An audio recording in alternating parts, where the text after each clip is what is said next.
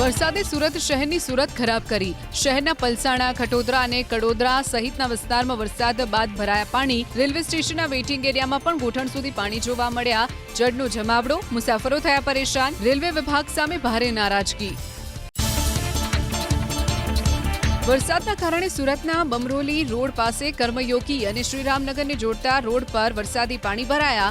ડભોલી વિસ્તારમાં ઘૂંટણસમાં પાણી ભરાતા એમ્બ્યુલન્સ ફસાઈ, તો વેડ દરવાજા વિસ્તાર અને કતારગામની અનેક સોસાયટીઓ બેટમાં ફેરવાઈ. સુરતમાં ધોધમાર વરસાદના કારણે સોસાયટીઓમાં ઘૂંટણસમાં પાણી ભરાયા. મહાનગરપાલિકાના શાસકોના પાપે ઘોડદોડ રોડ પર પાણી ભરાતા ટ્રાફિક જામ થયો. ઉધના ગુરુદ્વારા અને ઉધના દરવાજા વિસ્તારને પણ પાણીએ બાનમાં લીધો. સ્થાનિક નેતાઓની નબળી કામગીરીની પોલ ખુલી. ધોધમાર વરસાદથી સુરત શહેરના અનેક વિસ્તારોમાં જળબંબાકાર. ચોટા બજારમાં પાણીએ જમાવ્યો કબજો. કતારગામ, વડલા સર્કલથી હાથી મંદિર જતો અક્ષરધામ રોડ પણ પાણીમાં ગરકાવ. અડાજણ ગામના હેવન પેલેસ નજીક જળનો જમાવડો. ભ્રષ્ટ આયોજનના કારણે વાહનો પણ ડૂબ્યા.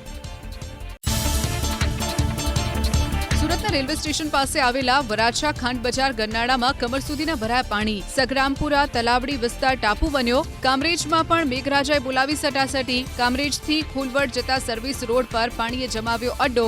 અનેક વાહનો પાણીમાં થયા બંધ.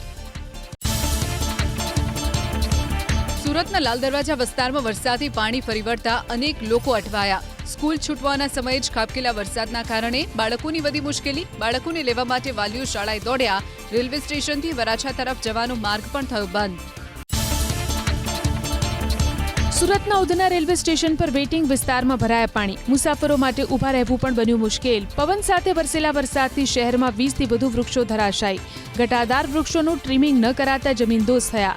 નેતાઓ અને અધિકારીઓ એસી ચેમ્બર્સમાં બેસી આરામ ફરમાવતા રહ્યા. સુરત શહેરની અખંડ આનંદ કોલેજ કેમ્પસમાં ભરાયા પાણી, જેને લઈ વિદ્યાર્થીઓ મુકાયા મુશ્કેલીમાં. અઠવા લાઇન્સ, કતારગામ, ઉધના, નવસારી રોડ, અડાજણ, જહાંગીરપુરા સહિત અનેક વિસ્તારમાં પાણી ભરાયા. વાહન ચાલકો માંડ આગળ વધી શક્યા.